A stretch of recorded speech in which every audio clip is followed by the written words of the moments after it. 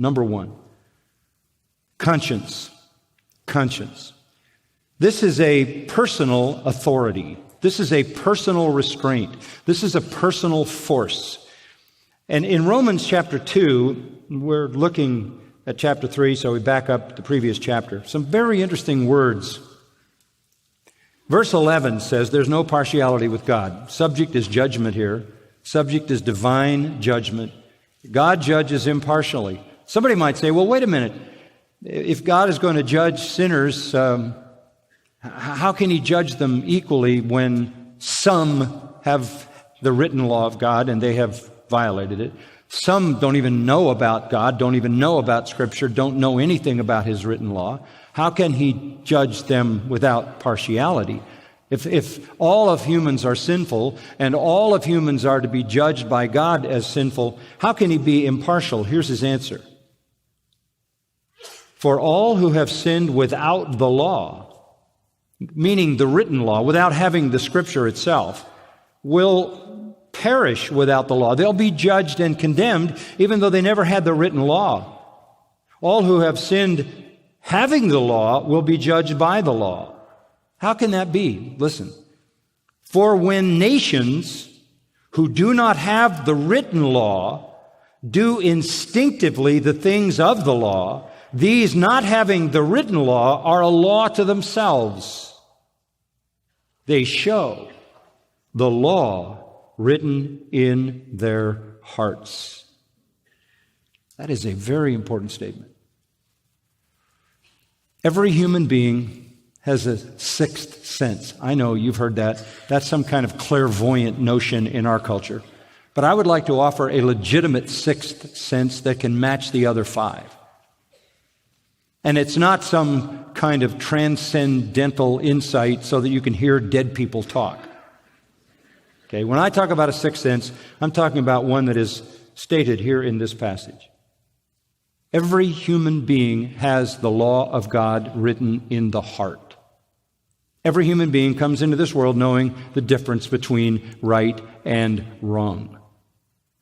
Do you remember when Adam and Eve were in the garden and Satan came along and said, go ahead and eat? God had said, don't eat of the tree of knowledge or you'll know right and wrong. Well, they disobeyed, they ate, and Genesis 3:22 says they knew right from wrong.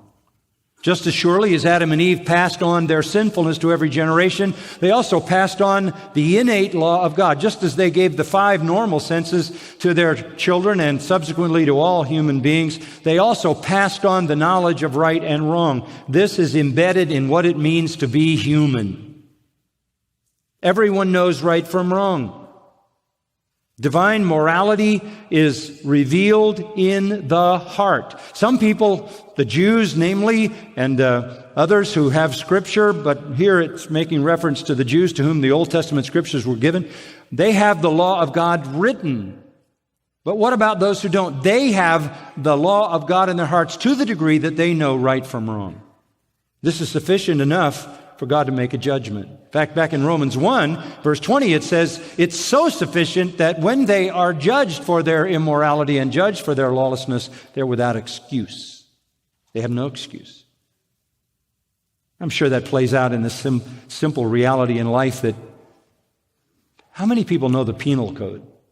Very few people could ever come across with any kind of innate sort of knowledge of the penal code. But boy, whether they know anything in the penal code or not, whether they've come from another country and another nation, whether they're completely aliens from American culture, they know right from wrong.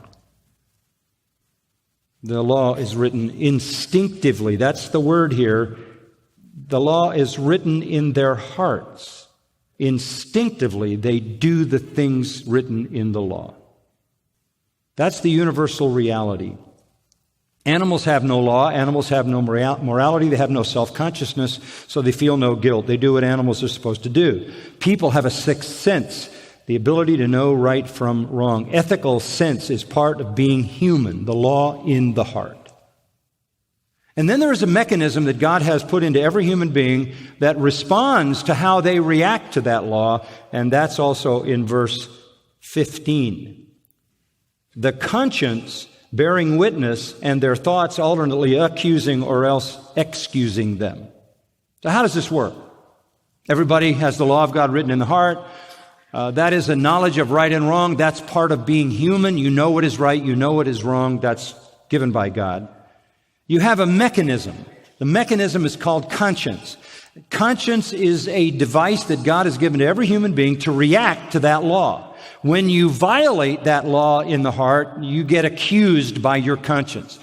We all talk about that. Somebody had a guilty conscience. There used to be the tribal liars were discerned by putting fire on their tongue because they could tell if one was lying because there would be no saliva and it would burn their tongue. I mean, there's a mechanism in being human that creates fear, guilt, anxiety, dread, panic. Some people have such a screaming conscience torturing them that they take drugs, drink alcohol, engage in extreme adrenaline activities, or commit suicide. Conscience is there. The Greek word for conscience simply means self-knowledge. It's self-consciousness, which is only human. No other creation has it. When people do evil, their conscience goes into action. And the conscience is a warning device. Now, nobody likes pain, but everybody's grateful for it, right? Pain is a good thing. Why is it a good thing? Because it tells you you've got a problem. If you didn't feel pain, you would die without remedy. It's critical that you feel pain. That's a gift from God. Pain is a gift from God. It tells you you've got to stop doing what you're doing. You got to get some help. You've got to remedy something. Conscience is pain in the moral area. Conscience screams at you, stop. You're going down a very dangerous path. Stop. You need help. Don't continue this behavior. It's a gift from God. It's a gift of restraint. It's God's first restraint built into human society to hold back and subdue sinners. This is the basic restraint that God has provided at the very individual level for every single human being initially living in the world has this built-in restraint. But, hey, we say about some people, they are unconscionable, right? We say this kind of behavior, this kind of action, this kind of crime. What does this guy have? No conscience? What do you mean to say this gift of God, this law written in the heart, this mechanism that reacts to what we do with that law to either accuse us or excuse us, give us feelings of fear or well-being? You mean you can tamper with that? You bet. You bet you can tamper with that. Two ways you can tamper with it. Number one, you can tamper with the law of God about right and wrong written in the heart by crafting another law, twisting, perverting, reversing. As the Old Testament says, changing sweet for bitter and bitter for sweet, light for dark and dark for light, good for bad and bad for good. You can just reverse morality. You can create a new morality. You can create a new morality, and then what happens is the conscience is immediately confused because as that training goes on, and listen to me, it goes on in the culture, it goes on in the education systems, it goes on in the media, it dominates pop culture, and it's informing millions of young people who are coming up with a twisted morality that's set against the morality that God has put in their heart, and there's a shift going on.